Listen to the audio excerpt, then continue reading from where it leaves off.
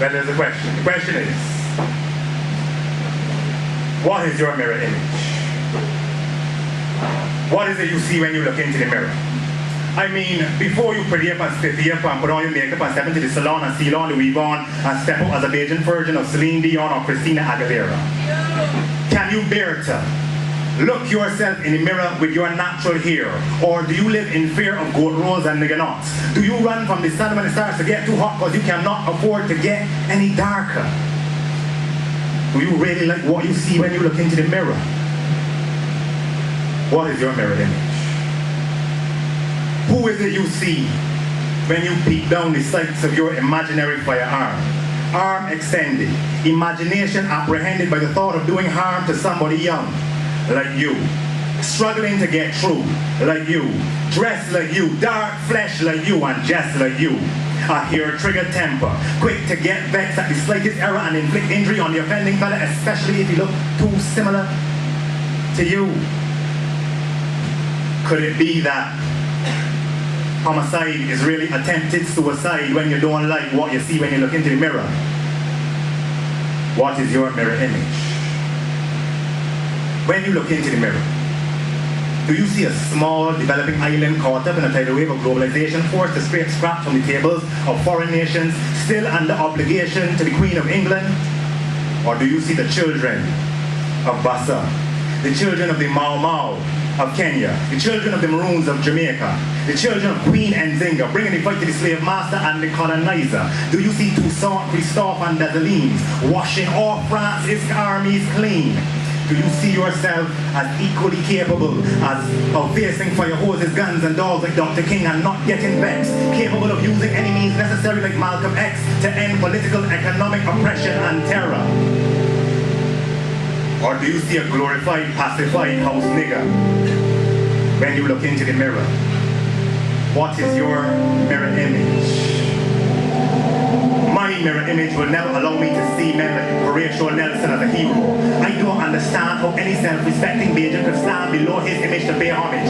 He may be part of my history, but he is definitely not part of my heritage.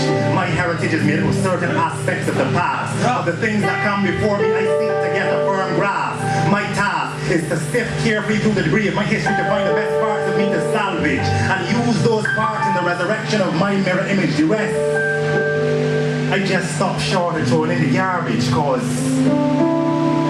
you can't really just forget. At least you shouldn't really just forget. Cause when you forget, that's when you just let the things that happened before happen over and over and over again. That's why I got a special corner in my brain for men like Lord Nelson. And then locked away in a mental museum or an imaginary asylum for the criminally insane. Again, my mirror image is made up of the best parts of me. Even though some of us seem to reject it, want to do away with it, bleaching while reaching for an alien aesthetic. I feel like some of my people would cut off their own limbs and hope to be donated with a prosthetic future, so they mimic the genetic structures of any and every culture, because masquerade is not only something that we do at crop over. Masquerade is a tactic that we have used to help us get over the glass wall that props up the glass ceiling. We stealing, designed in costumes designed to mask certain aspects of our past, designed to help us get past the post that was posted by those who hosted our Holocaust, because centuries later, they're still the boss, and enough of us never take our costumes off. Unable. Because when we look in the mirror, we want to see Clark Gable. Unable to say Kunta Kinte. We would rather be Beckles or Marshall or Sealy or Green. That African stuff would scuff your mirror, best to keep it clean. And cleanliness is next to godliness, and God has always been fair-skinned and blonde like Beyonce. Was that? Beyonce's black? You don't say. Isn't it amazing how these stars get big and start to morph? I keep expecting to see one of them being followed by 7 dwarfs. Mirror, mirror on the wall, who is the fairest of them all. Your mirror will respond according to the standard of beauty that you have accepted into your psyche. And the psychological conditioning that we have gone under must not be taken lightly. And I know this is a sensitive topic for some of us, and I'm trying to deal with it politely, but it might be too late for some of we. But our children have a chance.